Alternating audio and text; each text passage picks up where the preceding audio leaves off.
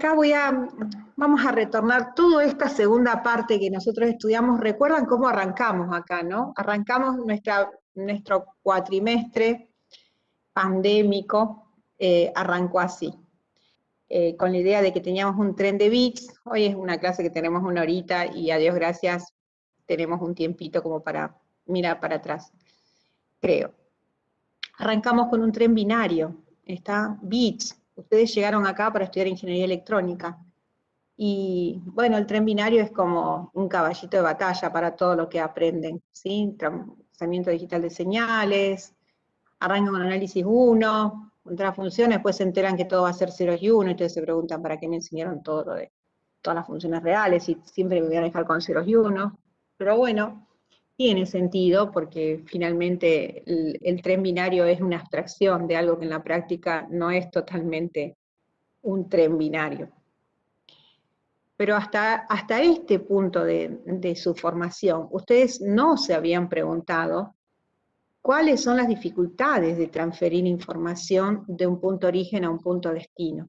Es decir, uno da por aceptado que todo lo que nos ocurre en servicios de comunicaciones móviles, en servicios de multimedia y lo demás, todo transcurre por un camino ideal, ¿sí?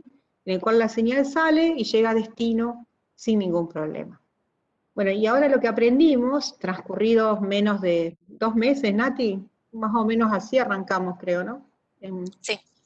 2 meses, menos de 2 meses, con mucho esfuerzo de parte de ustedes y de parte de nosotros. Lo que me parece que entendimos es que ese camino no es un camino de rosas, no es un camino ideal, sino que es un camino que está plagado de desafíos que se fueron resolviendo a lo largo de los últimos 70 años, más o menos, ¿está? Y que aún así queda mucho por resolver. Que esa historia empezó en el año 1948 y que ahí se estableció claramente que había 2 problemas básicos, después hay otros, pero los 2 problemas básicos eran, el primero, el de compresión de fuente, ¿sí? En el que ustedes se ocupan de comprimir la información para que esté de la forma lo más compacta posible, asumiendo que si ustedes comprimen y tienen un código que comprime, después tienen el decodificador también. Está bien, son siempre como, son algoritmos que el de compresión siempre tiene un decompresor, y el de codificación siempre tiene un decodificador. Así que van como de a pares, no existe uno sin el otro, no tiene sentido. Como alguna vez les dije, cualquiera puede codificar, pero el problema no termina hasta que ustedes no me dan el decodificador. Y también hablamos de que existen límites, es decir, ¿cuál es el límite en el que yo puedo comprimir cualquier fuente? Y cuando digo cualquier fuente, digo cualquiera, ¿está bien? Hablo de texto, hablo de imágenes, hablo de multimedia, no interesa, esto es lo fundamental, que los resultados valen más allá del ámbito de aplicación, más allá de la tecnología que se haya utilizado para implementar esa aplicación. Y eso es lo que lo hace, lo que convierte este par de resultados en resultados básicos. Son conceptualmente fundamentales para hacer todo lo que vayan a hacer en electrónica y específicamente en comunicaciones. Porque comunicaciones no es más que la transmisión de información de un punto origen a un punto destino en forma ideal, con probabilidad de error arbitrariamente pequeña. Es decir, yo quiero que llegue tal cual salió del origen, no quiero que nada lo altere. Y entonces, lo que sí nos dimos cuenta era que nuestro primer objetivo era comprimir, porque vamos a trabajar con cosas que son redundantes per se, porque sabemos que el uso del canal igual, aunque fuera ideal, igual nos lo cobrarían, porque es un servicio. Y bueno, aprendimos código de Huffman, aprendimos limped zip, sabemos que no podemos comprimir más allá de la propia entropía de la fuente, a riesgo de que si yo comprimo por abajo de la entropía de la fuente, voy a perder información y nunca más la voy a recuperar. Es decir, no voy a tener manera, no voy a encontrar algoritmo en el universo que me permita recuperar lo que ya comprimí, no voy a poder volver atrás, esa es la idea. Y una vez que hice todo eso y que me ahorré un montón de bits de cosas que eran redundantes en la representación de la información, y eso me lo da la entropía de la fuente, ese límite de la entropía de la fuente, ahí me enfrenté a otro problema, que tenía que pasar de una orilla a la otra, como decimos, o atravesar un desierto, como ustedes lo quieran llamar. Un camino lleno de dificultades, en el cual yo tengo ahora una fuente con su entropía de fuente y su representación binaria que casi se acerca a la entropía de la fuente. Si el Huffman lo hizo bien, o el Empelzib lo hizo bien, alguna variante de ellos. Entonces ahora tengo un tren de bits que solamente tiene lo más importante, en realidad tiene lo que es la esencia de la fuente, que es la información, ¿está? En su representación más compacta. Esa es la entropía de la fuente. Y tengo una representación que está ahí. Eso está ok. Entonces, el segundo teorema de Shannon les dice que ustedes solamente van a poder transmitir esa fuente de un punto origen a un punto destino con una probabilidad de error arbitrariamente pequeña si la entropía de la fuente es menor que la capacidad del canal. ¿Está bien? Menor o igual que la capacidad del canal. Así que, por un lado, tienen que saber de qué dimensiones están hablando. Fíjense que entropía de fuente es bits por símbolo de fuente. ¿Está? Ese es el segundo teorema de Shannon. Bits por símbolo de fuente. Así que no hay tiempo ahí. No hay tiempos. ¿Está? Y, por otro lado, la capacidad del canal también se mide en bits, si no, no podría comparar, no podría haber una relación de orden en la entropía del canal y la capacidad en la entropía de la fuente y la capacidad del canal. Ambos son entropías, ambos son medidas de información. Nada más que la entropía de la fuente es como la oferta, aquello que yo quiero pasar. Y la capacidad del canal es justamente un número que indica cuánto me van a dejar pasar. Y obviamente, si yo quiero hacer pasar una fuente que excede la capacidad del canal, no va a pasar, a riesgo de que la fuente pierda su valor, que es su información. Entonces, lo que dice el segundo teorema de Shannon es justamente eso, algo tan evidente como, mirá, si el canal tiene una capacidad C, no intentes pasar una fuente que tiene un requerimiento H, es decir, una cantidad de información H, porque no va a pasar, vas a perder. Ahora, que pueda pasar, que alguien me diga que eso va a pasar, no significa que yo lo pueda hacer pasar, ¿está? Porque una cosa es dar una respuesta afirmativa a un problema, que es lo que dice la primera parte del teorema de Shannon, dice, sí, lo podés pasar. Y la segunda es dar una respuesta constructiva al problema. Lo primero implica una decisión, una respuesta por sí o por no, en afirmativo o negativo. Bueno, sí, lo podés pasar si H es menor o igual que C. Pero de que alguien me diga que yo puedo hacer algo, no significa que yo lo vaya a poder hacer, salvo que me digan cómo hacerlo.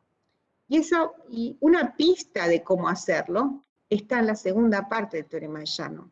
Cuando dice, bueno, si H es menor o igual que C, si la entropía de tu fuente es menor que la capacidad del canal, ok, entonces existe un código, que está ahí nombrado con una letra, así como una C, que es como una viborita arriba, ¿sí? O esto que está acá.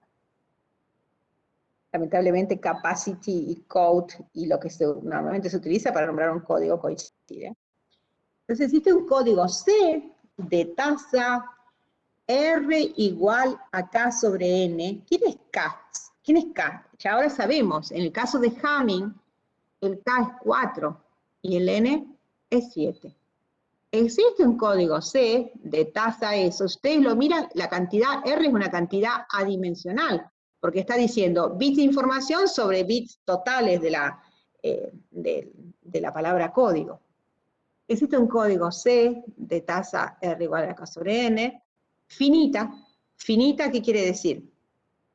Que tiene un valor distinto de 0. ¿A eso se refiere? Finita. Es decir, que no es 0. Tal que la probabilidad de error, es decir, la probabilidad de que yo en el destino observe bits erróneos, es arbitrariamente pequeña a medida que la longitud del bloque tiende a infinito. Cuando la longitud del bloque tiende a infinito acá, te dicen, si R tiende a infinito, esto se va a 0, entonces contradice esto, ¿no? Acá lo que está diciendo es que con N suficientemente grande, una fracción de ese N suficientemente grande, una fracción que es R, va a poder transmitir información. Es decir, yo voy a encontrar un bloque suficientemente grande de longitud N, tal que una cantidad de bits igual a R por N, la fracción, que es R, por N, que me da acá, van a estar metidos ahí y van a ser bit de información. Es decir, que no va a ocurrir como con los códigos de repetición que yo transmitía con probabilidad 0, pero la tasa se me iba a 0 también. ¿Está? No, no, no, acá es la probabilidad se va a 0 y la tasa se mantiene a un valor finito, cuando R tiende a infinito. Es decir, que puedo agrandar la longitud de la palabra código y puedo meter más bits de información en paralelo, ¿está bien? En simultáneo. Entonces, el segundo teorema de Shannon simplemente dice eso. Es tan simple como, mira, no intentes pasar una fuente más, es decir, no intentes pasar un elefante por un, no sé, por una cerradura. Es eso lo que está diciendo.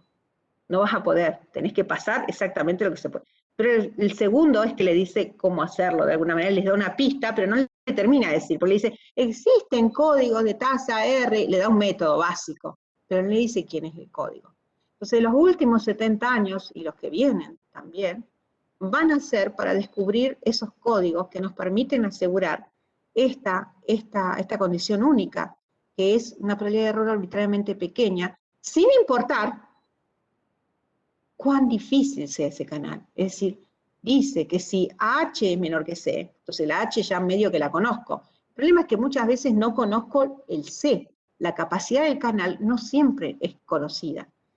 Hoy por hoy son conocidas las capacidades del canal binario asimétrico, del canal con borrado, canales. Y hay una capacidad que es básica, que esa fue anunciada en 1948. Han pasado 70 años y todavía seguimos ahí. Y unos pocos canales más se conocen la capacidad.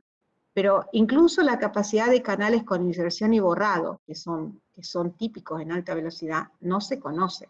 Uno se acerca a algunas cotas en el sentido que uno dice, bueno, está cerca de, o está por arriba de, pero no sabe el valor exacto. Y como no conoce el valor de la capacidad del canal, no puede decir qué fuentes van a pasar libre de errores, como para dedicarnos a encontrar cuáles son esos códigos que nos van a permitir meter esa fuente ahí adentro. Entonces, reflexionando sobre esto, vamos a tratar de interpretar primero, eso lo habíamos dejado al inicio la otra vez, no lo hicimos porque medio que hasta de no ver un código, esto parece, mi experiencia dice que es como muy de arte no ver la discusión, medio que uno no lo entiende. Entonces, en general, lo que uno debe recordar, porque cuando uno habla de capacidad del canal, la primera vez que habla de capacidad del canal, lo habla en términos de bits por uso de canal. Usted dice, ¿qué significa bits por uso de canal? Vamos a traducir un poquito. Entonces, la fuente X, la fuente que tiene la entropía H, genera símbolos. ¿Cuáles? Los símbolos A, B, C, D, los del alfabeto, eso que ustedes hacen con el código de Huffman. También genera símbolos una tasa RS, es decir, un símbolo cada un tiempo T sub S. Y como tiene una entropía H de S, cada vez que mete un símbolo, transporta una cantidad de bits, tiene embebido por cada símbolo que yo me tiro en ese, que la fuente tira, en realidad yo digo, ¿qué cantidad de bits tiene? Y HDS no tiene más, porque eso fue lo que yo dije. HDS es el número de bits de información por promedio, por símbolo de fuente. Por otro lado, el destino Y está ligado a X por un canal de capacidad C, que se mide en bits por uso de canal. Ya la capacidad del canal se mide en bits, los bits de Shannon, bits de información, por uso de canal. Pero fíjense que no les dice cuál es el uso. Bueno, podemos decir que, supónganse que ustedes dicen, el canal tiene una capacidad C por bits de uso de canal. Supónganse que alguien me ranura el canal, me dice, bueno, yo te lo voy a prestar cada T sub C. ¿Sí? ¿Qué quiere decir? Que en términos de este canal, yo por bits de uso de canal, yo no voy a poder poner más que C sobre T sub S, sobre T sub C. Eso es bit por segundo, sería el límite de Shannon. Si yo el canal lo ranuro en términos de T sub C, ranuras de tiempo T sub C, que es el uso del canal, eso es la traducción de uso del canal. Entonces el límite de Shannon deja de ser bits por uso de canal a pasar a bits por segundo. ¿Está? Es cuando yo divido la capacidad C, lo divido por el tiempo, la ranura de tiempo de canal. Entonces, ¿Qué es lo que hace? El codificador, que era como su código de Hamming, ¿qué es lo que hace? Él agarra la fuente y dice, tomo cada bit de información, pues yo supongo, fíjense cuál es el manejo. Yo tenía mi fuente, la codifiqué por código de Huffman, y casi que ese tren binario que saco contiene, todo es información pura y dura. Ahí casi que no quedó nada que sea redundante. Entonces, supongamos que es ideal y que justamente el tren binario es toda información. Entonces, cuando yo agarro cada bit, son todos bits de información. ¿Está bien? Entonces, eso de alguna manera me está diciendo cuántos bits de información estoy poniendo yo. Entonces es cierto que cuando yo digo K sobre N, estoy diciendo cuántos bits de información estoy poniendo por cada N bit que estoy mandando al medio. ¿Está bien? En N símbolos que los envío al canal, esos son símbolos de canal. Bien. Entonces, en realidad lo que está sucediendo es que, como dijimos recién, la fuente señaliza, tira información al medio, ¿sí? A una cantidad que es HDS, que son los bits de la fuente, ¿está bien? Por símbolo de fuente, y esos símbolos ocurren cada T sub S, los símbolos de las source de fuente. Así que esta es la tasa, si ustedes quieren, de señalización de información de la propia fuente. Lo que les dice Shannon es que justamente ustedes no pueden hacer más que esto.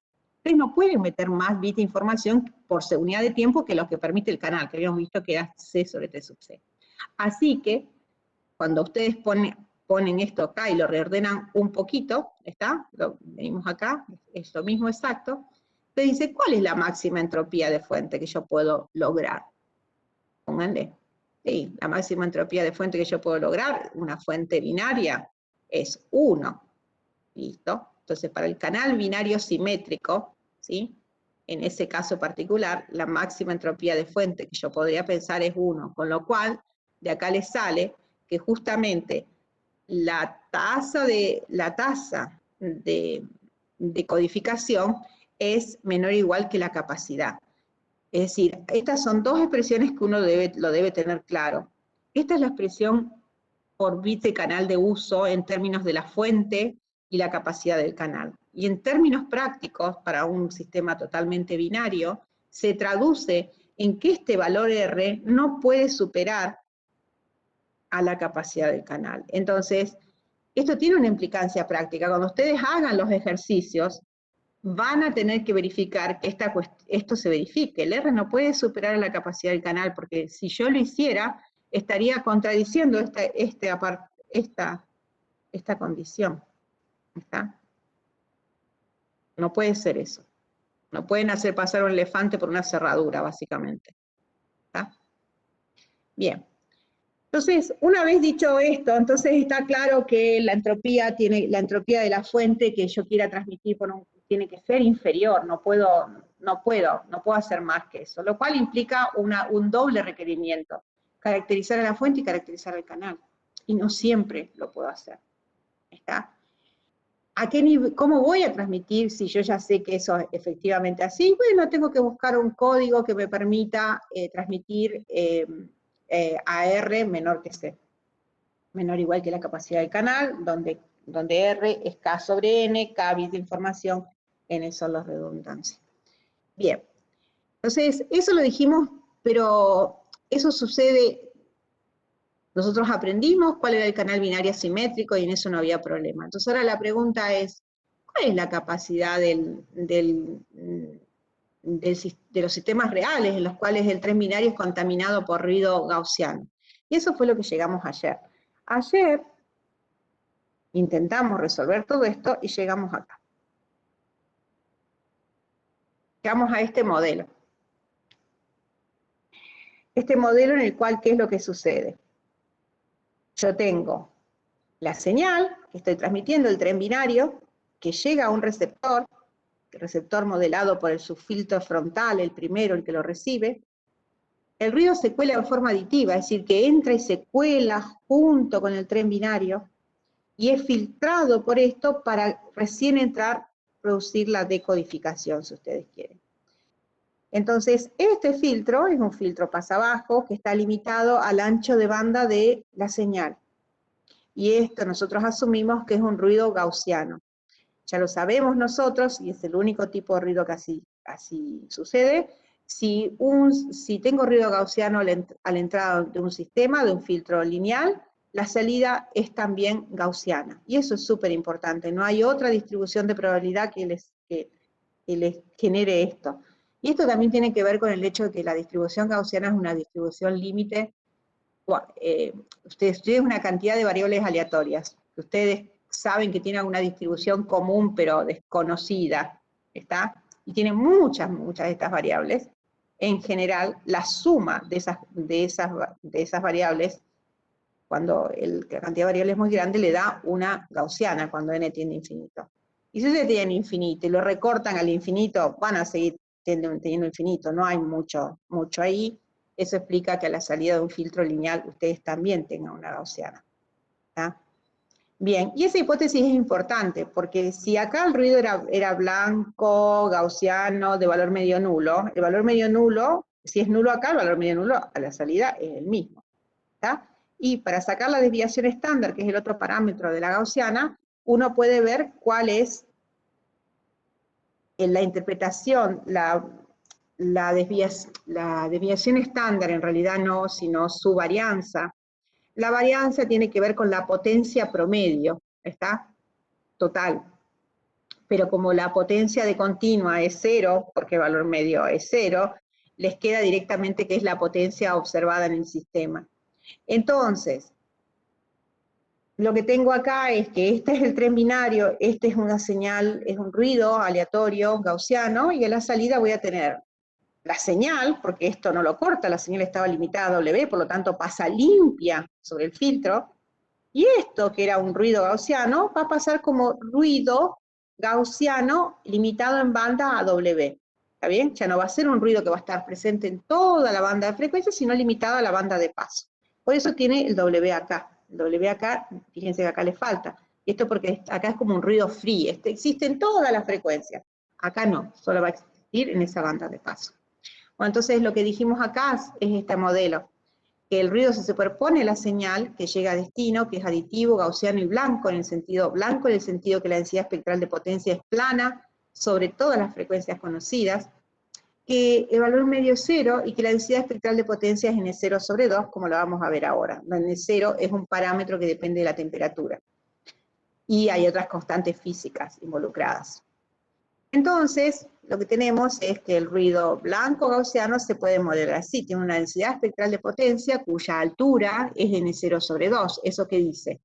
Que la potencia en una bandita determinada la puedo sacar como base por altura. La contribución de potencia en un rango de frecuencia es directamente la densidad, porque densidad es eso, potencia por unidad de frecuencia, por el ancho de banda en cuestión. Y bueno, entonces ustedes ya saben que la densidad espectral de potencia, eso es expresado en términos de frecuencias, pero tiene su correlato en el dominio original, que es el de la autocorrelación.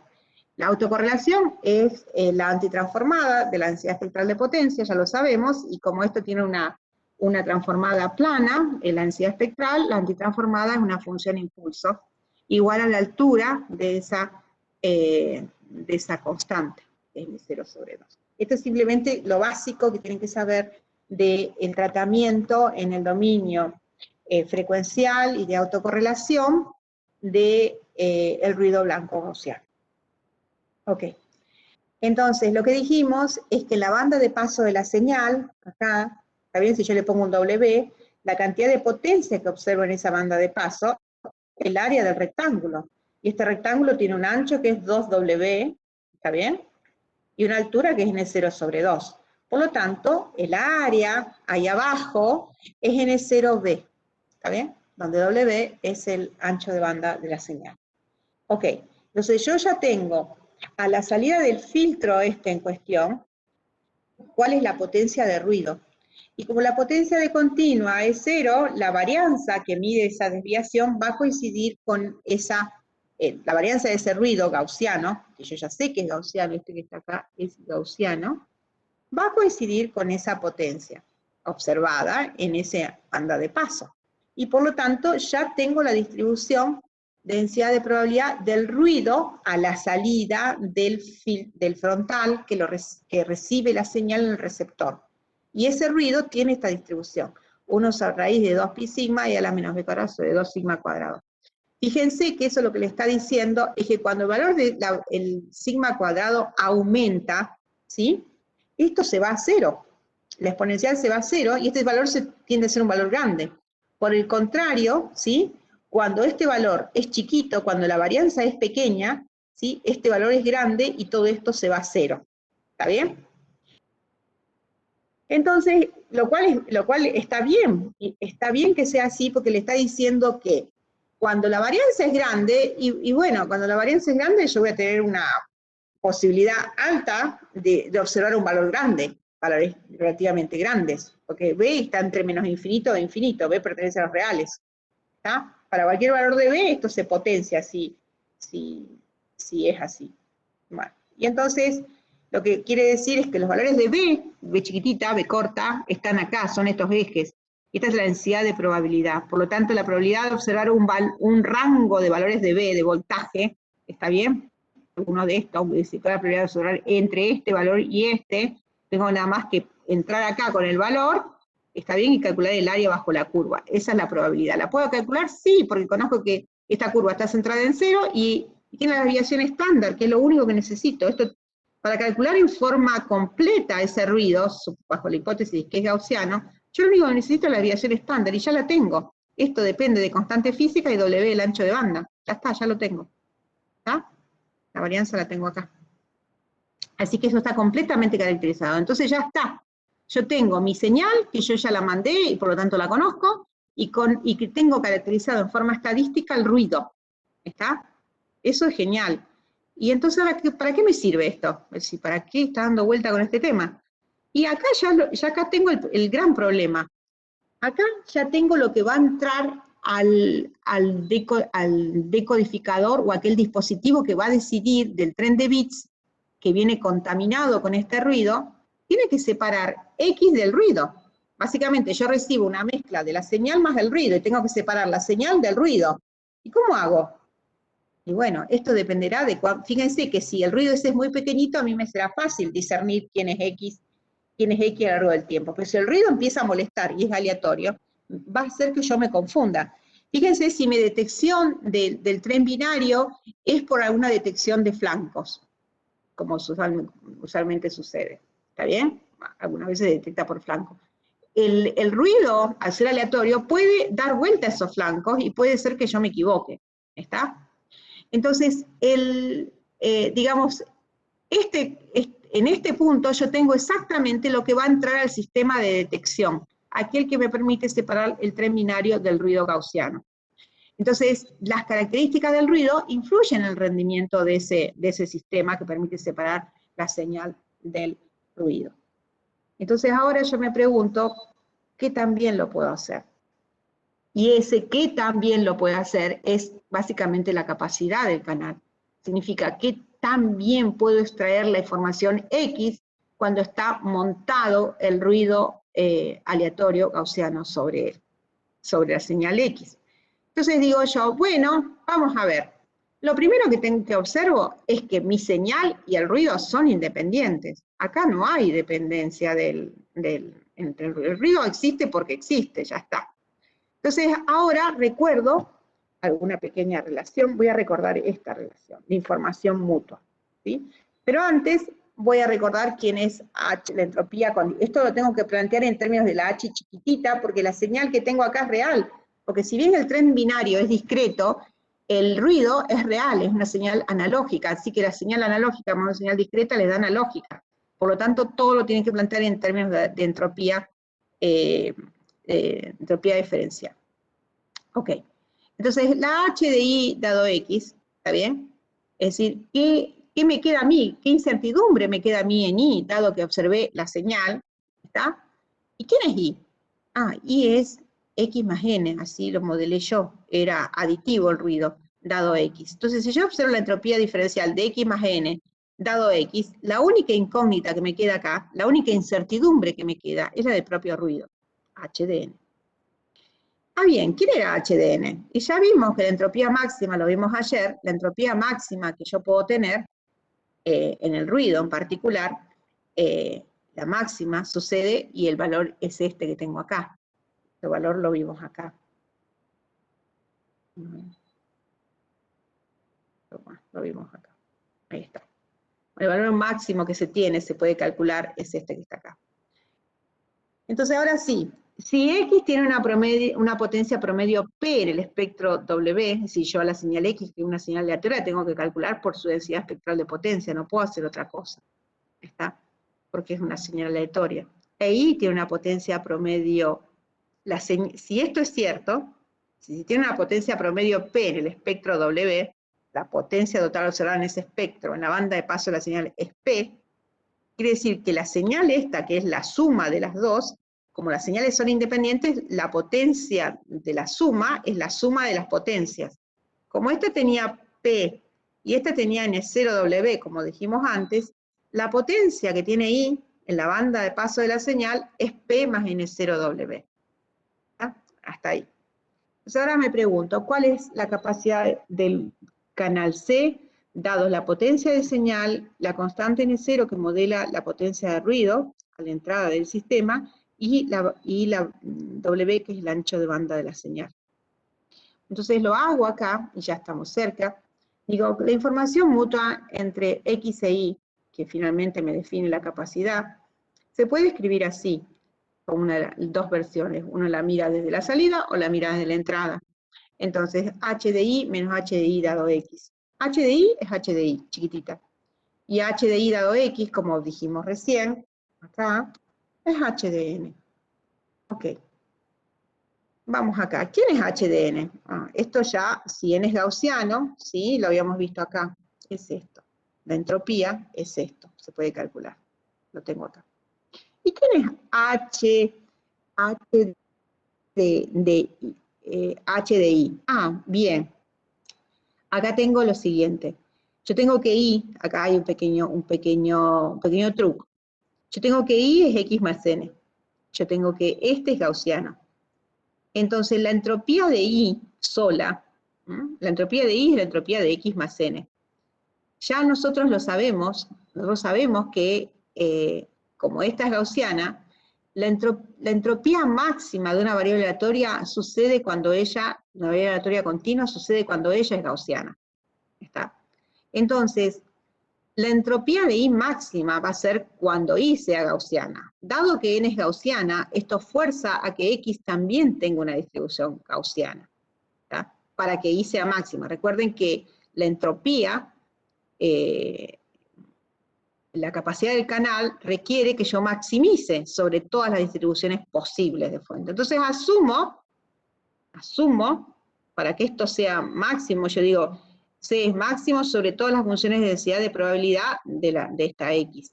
Entonces, para que esto sea máximo, para que todo sea máximo, este término tiene que ser máximo, este ya no lo puedo tocar porque no está bajo mi control el ruido, pero esto sí lo puedo tocar.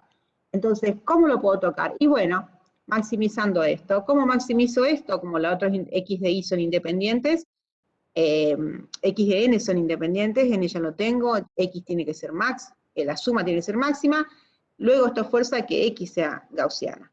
Ajá, y si X es gaussiana, entonces lo único que necesito para utilizarla, la señal tiene un valor medio cero, lo único que necesito es su varianza, y su varianza, como el valor medio cero, coincide con su potencia. Entonces, ¿está bien? Entonces acá tengo esto. Quiere decir que esto tiene que ser gaussiano, y el valor medio de esta gaussiana es 0, y la varianza, ¿sí? La que yo necesito, la varianza es P más N0W, como dije por acá. ¿Eh? Bien, y esta es, entonces ahora pongo, fíjense acá, un medio de logaritmo en base 2, este era un resultado conocido. ¿Está bien? Yo lo había calculado. Menos un medio logaritmo. Logaritmo de esto era un medio sale, y logaritmo de la resta es el cociente de los logaritmos. Yo siempre dije, ¿para qué me enseñaban tantas cosas de logaritmo? Si me hubiesen dicho que me iba a servir para algo al principio, amén de las escalas, es interesante. Esto es un caso elemental, pero fíjense cómo sirve. Este es un resultado fundamental en comunicación. Cuando ustedes hacen esa resta, pasan de la resta a la división, al cociente, describir logaritmo en base 2 y carguémonos todo lo que nos sirve. 2π no sirve, se va y miren lo que queda. P, me queda un medio logaritmo en base 2 de 1 más P sobre N0W. Esa es la capacidad del canal gaussiano. Fórmula milagrosa. C representa la capacidad del canal gaussiano en bits por uso de canal, es decir, después lo puedo ranurar a un tiempo de uso de canal. ¿Y qué es lo que dice? Que la capacidad del canal gaussiano, que tiene una densidad espectral de potencia al ruido que es N0 sobre 2, ¿sí? Depende, es decir, pues yo voy a dejar pasar más bits de información siempre y cuando ¿qué? ¿Cómo puedo aumentar C? A ver, ¿puedo aumentar C? Aumentando P, ¿se ve? Si yo aumento P, aumento C. ¿Y eso tiene sentido? Y sí, ¿por qué? Si yo aumento P, estoy aumentando la relación señal a ruido. Estoy poniendo una señal muy fuerte debajo, en relación, como que la señal grita más respecto del ruido. Luego va a pasar mejor para los sistemas físicos de detección. Luego la capacidad del canal aumenta, puedo pasar más información. Por el contrario, si el nivel de la señal disminuye, la capacidad disminuye. ¿Está? Bien. La otra cuestión que parece que llama la atención acá, N0W, N0 dijimos que era de constante física y la temperatura. Si el ruido aumenta, la capacidad disminuye. ¿Eso tiene sentido? Sí, porque a potencia fija, si el ruido aumenta, mi detector se pone cada vez peor, se comporta peor. Va a dejar pasar menos bits bien. Tiene sentido. ¿Qué pasa ahora con el W? Y acá dice que si W aumenta, ¿sí? A W aumenta, este valor que tengo por acá, ¿sí? Este valor disminuye, ¿sí? Y entonces si este valor disminuye, esto baja. No es tan así. Esto es bit por uso de canal, como lo vamos a ver ahora. Si la señal está limitada a W, ¿está bien? Y esto es lo máximo que va a dejar transmitir el canal.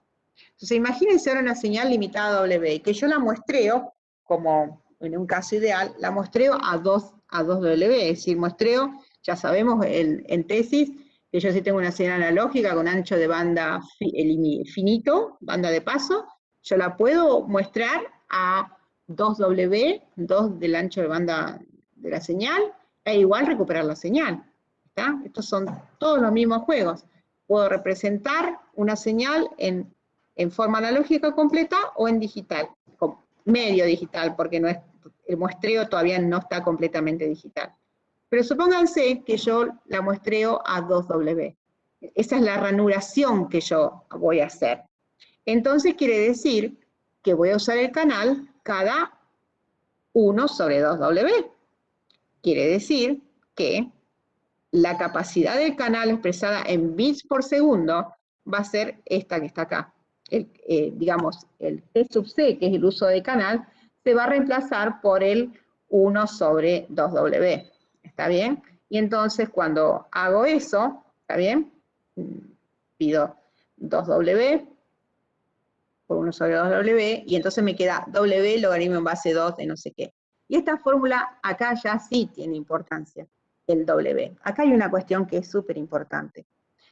Fíjense, es casi, no se ve aparentemente, pero acá hay una cosa que es importante. Fíjense que la capacidad del canal, más allá de la potencia, primero, la potencia de la señal yo la puedo aumentar alegremente. No, porque eso tengo problemas, tengo que convivir con los que tengo al lado, y no puedo hacer como las FM. Siempre digo lo mismo, como las FM que andan por ahí y no están licenciadas y compran, bueno, el transmisor que pueden y molestan a todos los que tienen alrededor. Y le dan a la potencia y uno, bueno, no, eso no. Entonces, en general, el tema de la potencia, como que el nivel de potencia está acotado. Yo no puedo aumentar la capacidad del canal simplemente por darle rosca al transmisor. ¿Está? Bien, ¿el ruido está bajo mi control? No, N0 no está bajo mi control. Constante física, temperatura, no, mucho no puedo hacer. Pero hay algo que está bajo mi control, que es el ancho de banda de la señal. Fíjense que la capacidad del canal depende linealmente del W y depende en forma logarítmica de 1 sobre W. Así que se podría pensar, ¿qué pasa cuando el ancho de banda tiende a infinito? ¿Es bueno o es malo que el ancho de banda tiende a infinito? Es tener mucho ancho de banda, usar mucho el canal. Fíjense que acá la impresión que da es que si el ancho de banda crece, yo abro la compuerta esa, por más que la señal quede media chiquita ahí, yo abro esa compuerta, se cuela un montón de ruido, porque el ruido es blanco. Está acá, entonces si yo abro, dejo pasar más porción de ruido al sistema de detección. Sin embargo, lo que se ve acá es que yo lo que podría hacer, ¿qué pasa con el límite de la capacidad del canal gaussiano cuando el W tiende a infinito? Y cuando W tiende a infinito, tiende a este valor, a 1 punto, esos son casos, uno hace el límite para hacer lo que tienen ahí en la segunda línea, es simplemente un cambio de escala, porque para aplicar el teorema del límite necesitan esto en logaritmo en base E y no logaritmo en base 2, que es esta fórmula. Entonces lo hacen y les da que la capacidad límite cuando W tiene infinito es 1.5 de la relación señal a ruido, básicamente, ¿está? De la potencia de señal sobre la potencia de ruido, que es N0, ¿está? Densidad de ruido, densidad espectral de potencia. Y P era también, estos son cocientes de densidades, ¿está bien? Bien, entonces, ahora, no, este no es cociente de densidad, este es potencia de la señal en la banda de paso, y esto sí es densidad. Bien, entonces este valor le da 1,5 P sobre N0, acá es como que está el componente de señal y acá es como que está el componente de ruido. Y este es interesante porque acá dice que uno puede hacer crecer la capacidad linealmente, ¿está? Y esto es importante, linealmente, porque esto depende de una constante con la relación señal-ruido. Esto es relación señal-ruido. Entonces, linealmente yo aumento la relación señal-ruido cuando el ancho de banda de la señal es muy, muy grande, y yo ya tengo una garantía de que voy a poder tener un incremento en la capacidad del canal en el orden de 1.5 por lo que yo aumenté. ¿Está? Y esto es cuando tengo mucho, mucho ancho de banda, que es el caso de los satélites. Entonces, esa primera impresión de que cuando yo abro la compuerta se me va a colar más ruido y me va a molestar, no es tan así. Es decir, contradice la primera impresión que uno tiene. Es más, les dice cómo va a mejorar, ¿sí?, en función de la relación señal-ruido que ustedes estén dispuestos a pagar. Y la relación señal-ruido, ¿sí?, que ustedes están dispuestos a pagar, tiene que ver, que está totalmente relacionada con la capacidad del sistema de detección. Los sistemas de detección se caracterizan por una especie de sensibilidad que tiene que ver cómo son capaces de diferenciar la relación, la señal respecto al ruido, y lo hacen en función del cociente de esas relaciones. Entonces ustedes tienen un sistema que es capaz de detectar con esa sensibilidad, inmediatamente pueden asegurar que la capacidad del sistema es tanta en bits por segundo, que es la que estamos mirando acá. En general, nuestra fórmula de aplicación va a ser esta que está acá, ¿sí?, que es la que mide la capacidad del canal, no en bits por uso, ¿sí?, sino en bits por segundo, en tasa de señalización. Bien. Así que nada, me queda en este momento agradecerles infinitamente la paciencia que nos han tenido. Vamos a seguir conectados. Ahora voy a abrir acá, ¿sí? Voy a cerrar, voy a dejar de compartir. Ajá, ¿dónde estoy con todas mis cosas? Ay, Dios. Acá está, compartiendo el escritorio. Detener la compartición. Ahí está. Bueno. Bueno, Nati, ¿tenemos algún pendiente? No, creo que no, ya está todo. Resta, no, pactar alguna clase de consulta Sí. y recordarles las fechas de entrega del trabajo práctico y las defensas. Sí, chicos, ya Nati se los dijo un montón de veces, pero yo se los vuelvo a repetir. Hagan los trabajos prácticos. Piensen en la realización de trabajos prácticos como rendir de una forma amigable parte de la materia. Es decir, están avanzando, no están entregando un TP. ¿Está? Están entregando parte del crédito que ustedes necesitan para aprobar esta materia.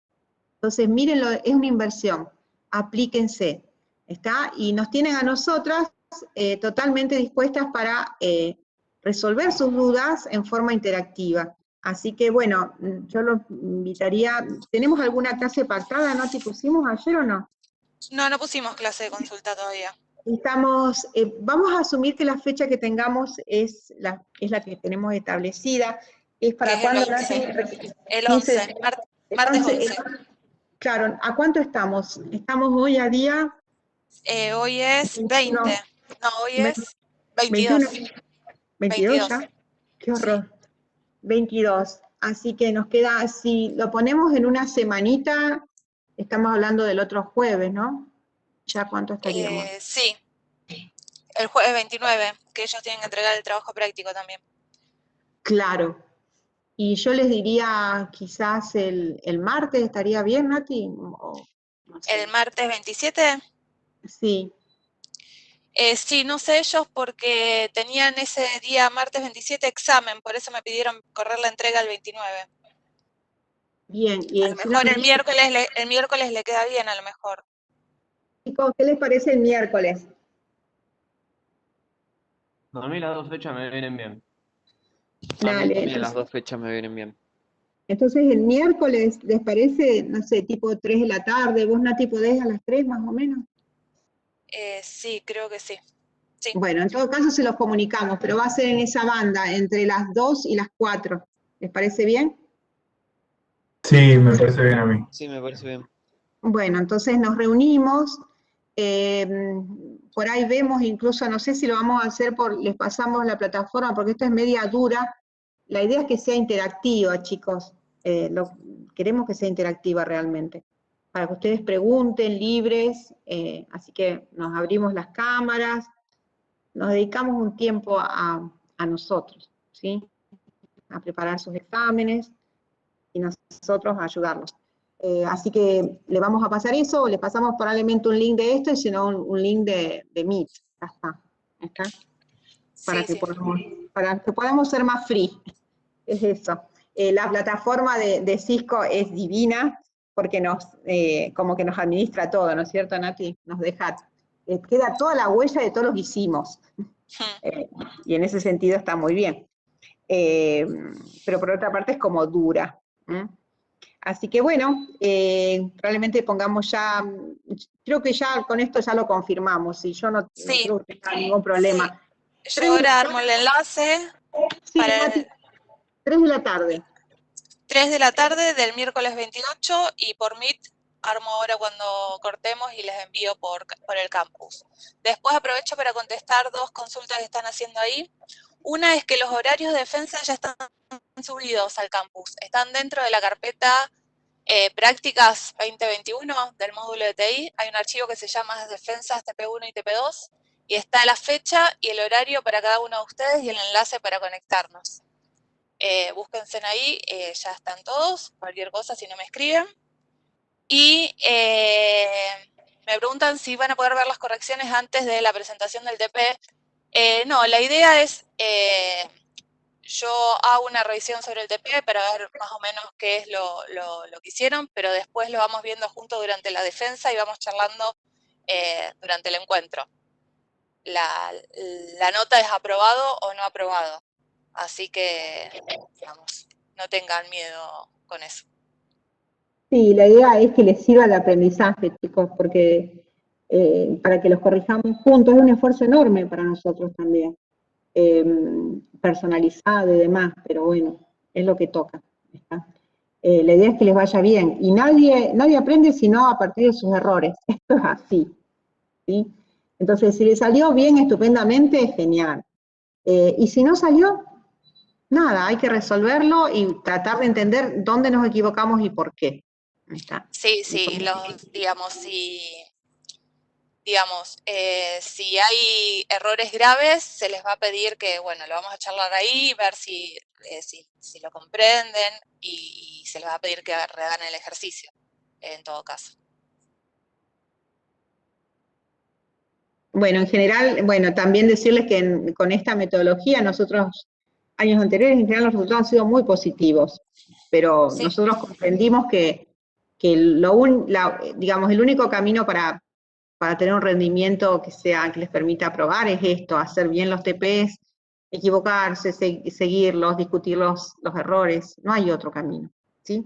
Así que pónganse entre ustedes, hagan los ejercicios en forma individual, no esto de que, no es la entrega, entiendan que no es la entrega de un trabajo práctico para tener un requerimiento más, sino que es el requerimiento para ver cómo están ustedes para hacer el examen final, ¿sí?